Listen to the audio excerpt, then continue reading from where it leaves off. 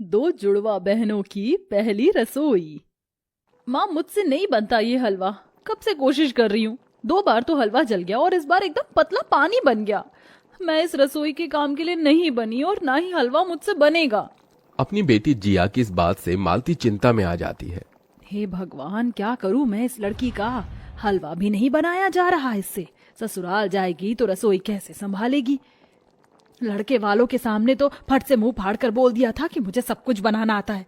अगर हलवा तुझसे नहीं बनेगा तो और किससे बनेगा। इतने में जिया अपनी बहन को आवाज देकर बुलाती है। पिया, अरे ओ पिया, माँ बुला रही हैं। आई। जी माँ, बुलाया? लो माँ, आ गई मेरी प्यारी बहन पिया। ये बनाएगी मेरे हिस्से का हलवा। देख रही है पिया, तेरी निकम्मी बहन कैसे दांत फाड़ रही है। कभी कभी तो मुझे यकीन ही नहीं होता कि तुम दोनों को मैंने एक ही कोख से जन्म दिया है। मालती के इस कथन का कारण था अपनी दोनों जुड़वा बेटियों का अलग अलग स्वभाव। हालांकि दोनों शक्ल सूरत से एक जैसी ही दिखती थी। अगर दोनों को एक साथ खड़ा कर दिया जाए तो पहचान पाना मुश्किल होगा कि कौन पिया है और कौन जिया। जहां पिया सीधी सादी, संस्कारी और घर के काम में निपुण थी, वहीं जिया मनमौजी थी। दोनों की शादी वसुंधरा के बेटों कार्तिक और अनुज से पक्की हो चुकी थी। इसलिए मालती जिया को खाना बनाना सिखाती है, पर जिया लीबा पोती में ही लगी रहती। गुजरते वक्त के साथ दोनों बहनें शादी करके ससुराल आ जाती हैं। हे भगवान, मेरी ये जुड़वा बहू की शक्ल तो एकदम सीता गीता के जैसी मिलती है। अब इसमें से कौन पिया है कौन जिया, कैसे पहचानूं? तभी जिया फट से कहती है, माँ जी, मैं पिया हूँ और ये जिया। अच्छा, चलो दोनों बहनें जल्दी से इस कलश को गिराकर अंदर आ जाओ। दोनों बहनें गृह प्रवेश करके ससुराल में कदम रखती हैं, जहां उन दोनों के एक से चेहरे देखकर रिश्तेदार भी अचक्के रह गए। माला और गेंदा भी देखने लगी। बाप रे जीजी, तुम्हारी बहुएं तो एकदम अंजू मंजू की हमजोली हैं। हाँ माला, दोनों जुड़वा बहनें हैं ना, इसीलिए। अच्छा चलो, अब तुम दोनों बहनें जाकर आराम कर लो और कल वक्त से उठना, क्योंकि तुम दोनों की पहली रसोई है। जी माँ जी। दोनों बहनें अपने अपने पतियों के साथ कमरे में आ जाती हैं, जहां जिया मन ही मन बड़बड़ा उठी। मैं तो नहीं उठने वाली। पहली रसोई के लिए 5 बजे। इतनी बड़ी बारात के लिए खाना बनाना मेरे बस की तो नहीं है। वहीं दूसरी तरफ पिया अपनी सास के कहे को मन में बिठाई थी। पिया, तुम इस दुल्हन के जोड़े में बहुत ही सुंदर लग रही हो। आज की रात हमारी है। पिया ने बड़े बोझ भरे मन के साथ कार्तिक की ओर देखकर कहा। कार्तिक जी, कल ससुराल में मेरा पहला दिन है। पहली रसोई के लिए जल्दी उठना है। मैं सो जाऊं प्लीज? कार्तिक ने नीरस भाव से पिया को देखकर कहा, ठीक है पिया, तुम सो जाओ। अगले दिन पिया सुबह के 5 बजे उठकर ससुराल की साफ सफाई में लग गई, जबकि कामचोर जिया बिस्तर पर पैर पसारे मजे की नींद सोई रही। देखते ही देखते सूरज निकल आया। शुक्र है समय से सारी साफ सफाई खत्म हो गई। अब जाकर जल्दी से नहा धोकर आ जाती हूँ। बेचारी पिया सारा काम निपटा कर थक कर चूर हो गई। फिर वो नहाकर तैयार हो रही थी कि उसको कमरे में देखकर उसकी जुड़वा आलसी बहन जिया फट से पिया की जैसी साड़ी पहनकर रसोई में आ गई और अपनी सास को आता देखकर गहरी सांस भरते हुए थके होने का एहसास जताया। उफ, हुई माँ, मेरी कमर। अरे पिया बहू, तू अकेले काम कर रही है? जिया बहू कहाँ है? जी वो माँ जी, जिया को जरा देर से उठने की आदत है, मैं उठा देती हूँ जाकर। जिया ने चालाकी दिखाकर अपनी सास की नजर में खुद को कामकाजी साबित किया। इधर सास गुस्से में पिया के कमरे में आ धमकी, जहां पिया को सजता धजता देखकर वो पिनकते हुए बोली, तू यहाँ लीपा पोती में लगी हुई और वहाँ बेचारी पिया बहू रसोई में अपनी कमर तोड़कर काम कर रही है। अरे ये सजना सवरना भागा थोड़ी जा रहा है। थोड़ी साफ सफाई करवा देती अपनी बहन के साथ तो तेरे के हाथ घिस जाते। इतना भला बुरा सुनकर बेचारी पिया की आंखें भर आईं। जिया की बच्ची, मुझे लगा नहीं था कि तू ऐसा करेगी। ऐसी बहन होने से भला तो दुश्मन होता है। कमर तोड़कर काम मैंने किया और क्रेडिट ये ले गई। फिर थोड़ी ही देर में दोनों बहनों की पहली रसोई की रस्म शुरू हो गई, जहां वसुंधरा एक बार फिर पिया को जिया समझकर धमकाते हुए बोली, देख जिया बहू, तेरी एक भूल मैंने नजरअंदाज कर दी, मगर इस बार कोई काम चोरी नहीं चलेगी।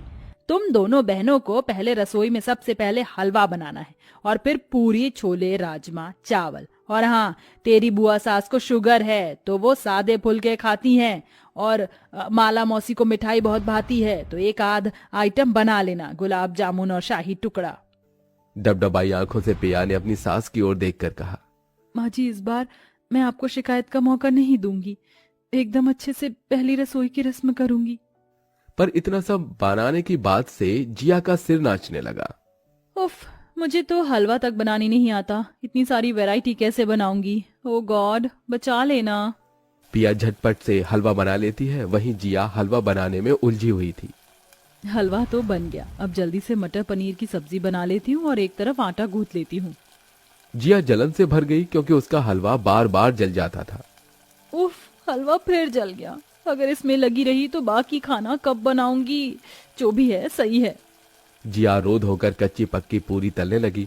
इधर मेज पर पूरा ससुराल बेसब्री से दोनों बहनों की पहली रसोई की बाट जो रहा था। ओहो, रसोई से खाने की कितनी अच्छी खुशबू आ रही है, अब तो पेट में कबरी हो रही है खाने की। वही तो जिज्जी, जल्दी करो ना। बहू रानियों, जल्दी से खाना ले आओ भाई। ये सुनते ही डर के मारे जिया दांतों तले उंगली दबा लेती है। अब क्या करूं, मैंने तो इतनी देर में बस ये जला हलवा और ये 4 पूरी ही तली हैं।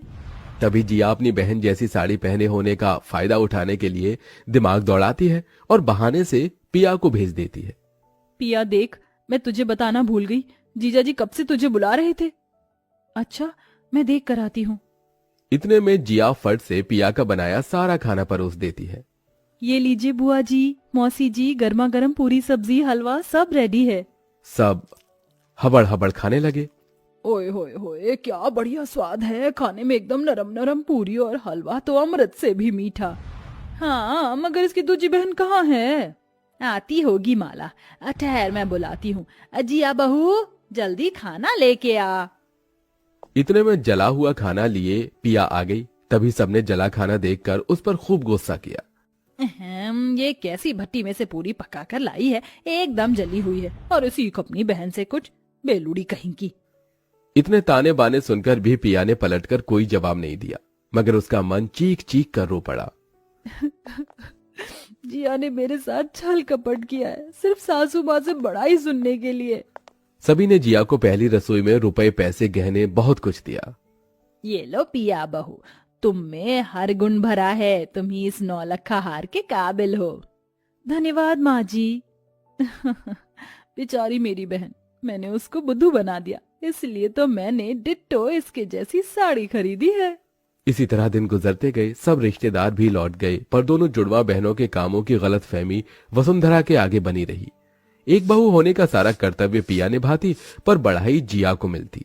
मगर एक दिन वसुंधरा ने देखा कि पिया रसोई के भीतर बिना चप्पल के खाना बना रही थी, उसकी चप्पल बाहर थी। ये जिया बहू रसोई का इतना आदर कब से करने लगी, कहीं मुझसे ही दोनों बहनों को पहचानने में भूल तो नहीं हो गई। इस बात को साफ करने के लिए वसुंधरा ने जिया को पिया कहकर पुकारा। पिया बहू, जरा रसोई में तो आना। उफ, सासू माँ को भी ना चैन नहीं है। आई माँ जी।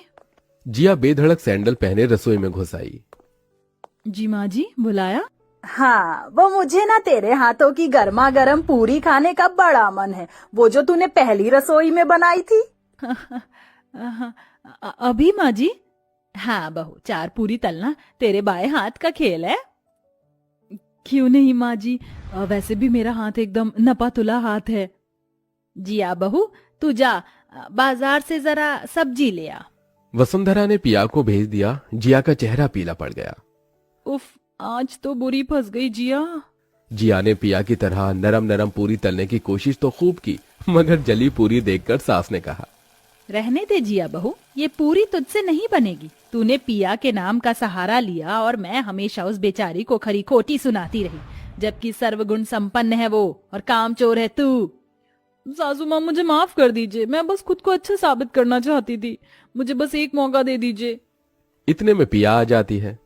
माँ जी, जिया को माफ कर दीजिए, मैं इसे खाना बनाना सिखा दूंगी। इतने के बाद भी पिया के मन में प्यार देखकर जिया ने माफी मांगी और पूरी लगन से खाना बनाना सीख लिया और दोनों जुड़वा बहनें खुशी खुशी रहने लगी।